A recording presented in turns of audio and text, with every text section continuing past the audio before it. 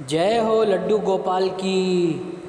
भगवान श्री कृष्ण को कान्हा, मुरलीधर, श्याम, मोहन, बंसीधर, द्वारकाधीश जैसे कई नामों से पुकारा जाता है।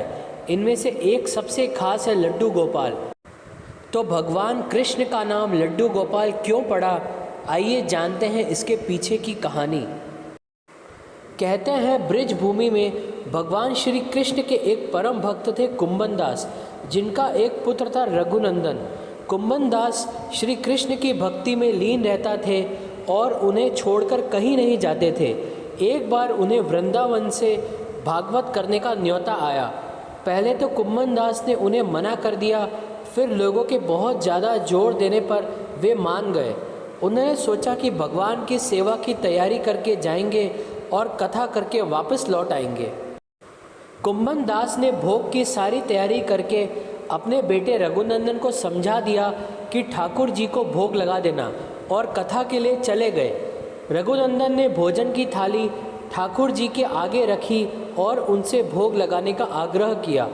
उसके बाल मन में यह छवि थी कि ठाकुर जी अपने हाथों से भोजन करेंगे, लेकिन ऐसा हुआ नहीं। बहुत देर इंतजार करने के बाद जब भोजन की थाली ऐसे ही रखी रही तो रघुनंदन जोर से रोने लगा और पुकारा कि ठाकुर जी आओ और भोग लगाओ। रघुनंदन की इस पुकार के बाद ठाकुर जी ने बालक का रूप धारण किया और भोजन करने बैठ गए। जब कुंभन दास ने घर आकर रघुनंदन से प्रसाद मांगा तो उसने कह दिया कि ठाकुर जी ने सारा भोजन खा लिया।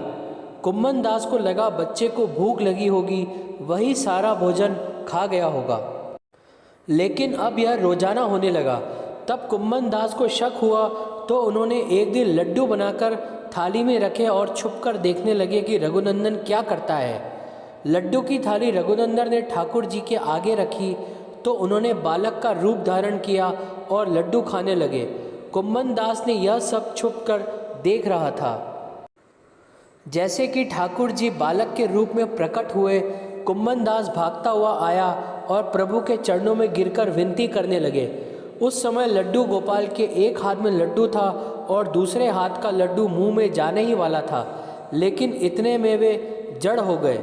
उसके बाद से ही उनके इस रूप की पूजा की जाती है और उन्हें लड्डू गोपाल कहा जाने लगा। घर में अक्सर आपने देखा होगा कृष्ण के बाल स्वरूप लोग मंदिर में रखते हैं, लेकिन कुछ लोग ऐसे भी होते हैं जो अपने घर के मंदिर में लड्डू गोपाल को रखना तो चाहते हैं, मगर उन्हें लड्डू गोपाल की प्रतिमा को रखने के सही नियम कायदे नहीं पता होते। जब भी घर में बाल गोपाल स्थापित करें तो विशेष नियम का जरूर ध्यान रखें। आइए जानते हैं क्या है वो नियम। नियम से कराएं स्नान। बाल गोपाल को एक बच्चे की तरह ही रखना होता है। जिस तरह आप रोज़ स्नान करते हैं, उसी तरह आपको नियमित रूप से लड्डू गोपाल को भी स्नान कराना होगा, लेकिन स्नान कराते समय इन बातों का ध्यान रखना चाहिए।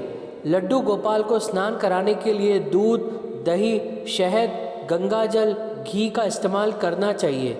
शंख में दूध, दही, गंगाजल और घी डालकर स्नान कराना चाहिए। नियमित भोग लगाएं। लड्डू गोपाल या बाल गोपाल को नियमित रूप से 4 बार भोग लगाना चाहिए। भगवान श्री कृष्ण को सात्विक भोजन ही कराएं। आप रसोई में जो भी सात्विक भोजन पकाएं, उसका भोग लड्डू गोपाल को जरूर लगाएं।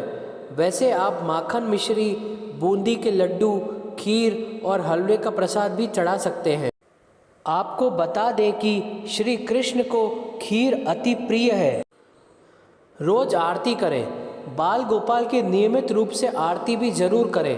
बाल गोपाल को बेले के फूल और केला अति प्रिय है। आरती करते वक्त आप लड्डू गोपाल को यह चीज़ें जरूर अर्पित करें। दिन में 4 बार लड्डू गोपाल की आरती करना अनिवार्य है।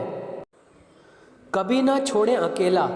बाल गोपाल के शिशु रूप को घर में स्थापित करना मतलब नन्हे बालक को घर में रखना है। इसीलिए उनका ख्याल आपको बिल्कुल वैसे ही रखना होगा जैसे घर के छोटे बच्चे का रखा जाता है। इसलिए घर में बाल गोपाल को कभी अकेला न छोड़ें।